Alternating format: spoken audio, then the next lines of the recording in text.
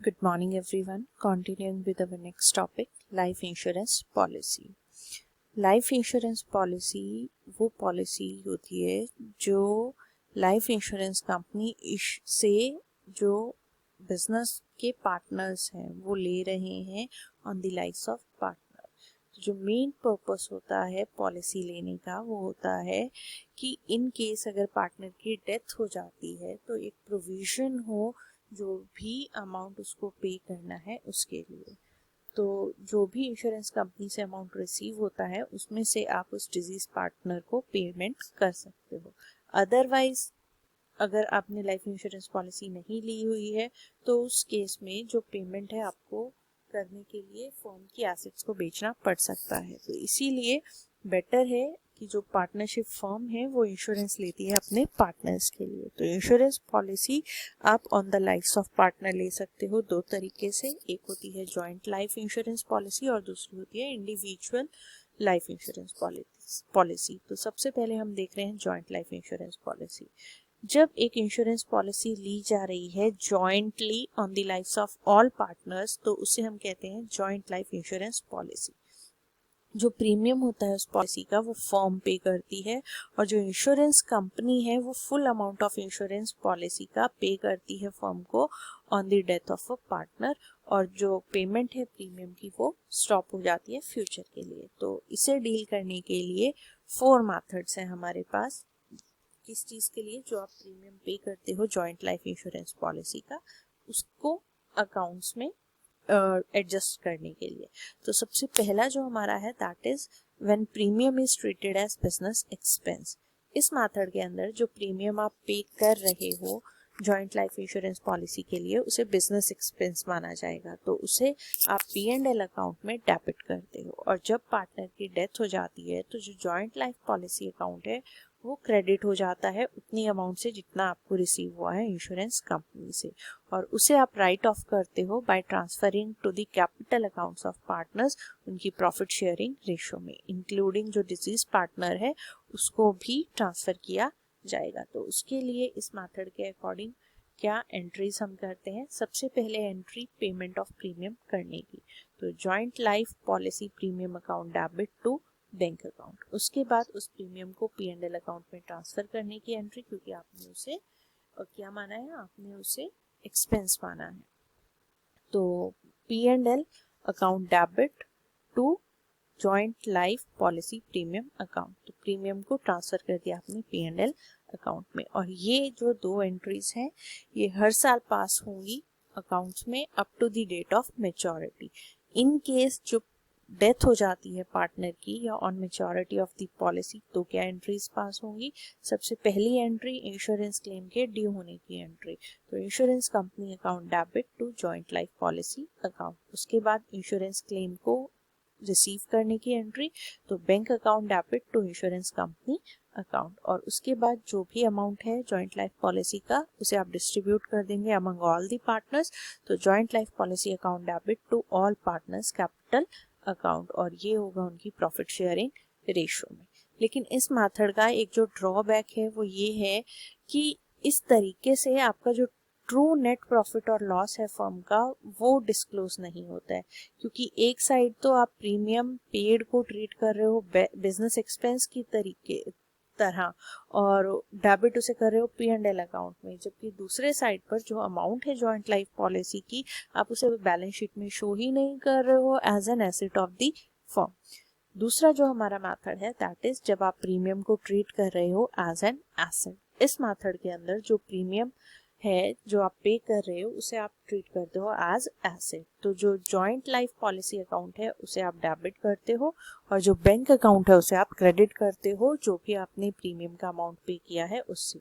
Then जो joint life policy account है उसे आप शो करते हो as an asset in the balance sheet और जब पार्टनर की डेथ हो जाती है तो जो बैंक अकाउंट है वो डेबिट हो जाएगा और जो जॉइंट लाइफ पॉलिसी अकाउंट है वो क्रेडिट हो जाएगा उतने अमाउंट से जो आपने रिसीव किया है। उसके बाद जो क्रेडिट बैलेंस है आपका जॉइंट लाइफ पॉलिसी अकाउंट का उसे आप ट्रांसफर करते हो कैपिटल अकाउंट्स में पार्टनर के उनकी प्रॉफिट शेयरिंग रेशो में। तो इसके लिए क्या एंट्रीज पास होती हैं? सबसे पहले पेमेंट करने की प्रीमियम को joint life policy account debit to bank account, और ये एंट्री हर ईयर पास होगी up to the date of maturity. In case death हो जाती है पार्टनर की या on the maturity of the policy, क्या एंट्रीज पास होंगी? सबसे पहली एंट्री क्लेम के ड्यू होने की एंट्री, तो insurance company account debit to joint life policy account. Then insurance claim को रिसीव करने की entry, bank account debit to insurance company account. Then transfer करने की entry, balance joint life policy account का, तो joint life policy account debit to all partners capital account. इस method में भी ड्रॉबैक है, वो ये कि जो जॉइंट लाइफ पॉलिसी अकाउंट है वो हायर वैल्यू पे शो होता है अपनी सरेंडर वैल्यू से, जो बैलेंस शीट में है शो आप करोगे, और जो प्रोविजन है ट्रांसफर करने का amount of premium to profit and loss account वो यहाँ पर नहीं होता है। तो जो बैलेंस शीट है एज वेल एज आपका जो प्रॉफिट एंड लॉस अकाउंट है वो ट्रू पोजीशन आपके बिजनेस की डिस्क्लोज नहीं करते हैं। तो इन दो मेथड्स का इक्वेशन हम देख लेते हैं। X and Y are partners sharing profit and losses in the ratio of 5:3. They took out a joint life policy of 2,40,000 on 1st January 2002, whose annual premium is 13,200. Y died on 20th March 2005 and insurance company paid the amount of claim on 25th June.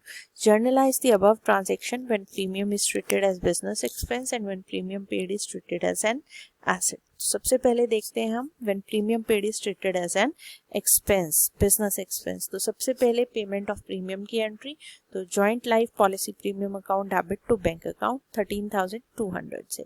Then उसे P&L account में transfer करने की entry at the end of the year, P&L account debit to joint life policy premium account 13,200। Then again same entry repeat होगी 2003 में, same entry repeat होगी आपकी 2004 में। अब यहाँ पे जो क्लेम आया है वो कब आया है आपका? डाइड ऑन 20th मार्च 2005। तो 2004 में हमने उसे रिपीट किया, तो 2005 आया तो 20th मार्च को है, तो प्रीमियम तो आप पे कर चुके होंगे, तो प्रीमियम को पे करने की entry joint life policy premium account debit to bank account. Then March 20th को प्रीमियम को क्लेम करने की entry, insurance company account debit to joint life policy account 2,40,000 से। इंश्योरेंस क्लेम रिसीव करने की entry, bank account debit to insurance company account 2,40,000। Then उसको partners के capital account में क्रेडिट करने की एंट्री, तो joint life policy account debit to X capital account to Y capital account, और 5:3 की रेशियो में जो प्रॉफिट शेयरिंग रेशियो है। और देन आपका जो प्रीमियम इस साल का 2005 का जो आपने Jan 1 को पे किया था उसको P&L अकाउंट में ट्रांसफर करने की एंट्री, तो P&L account debit to joint life policy premium account. तो ये था जब हम उसे ट्रीट कर रहे हैं as a business expense. Second method, जब हम प्रीमियम पेड को ट्रीट कर रहे हैं एज एन एसेट।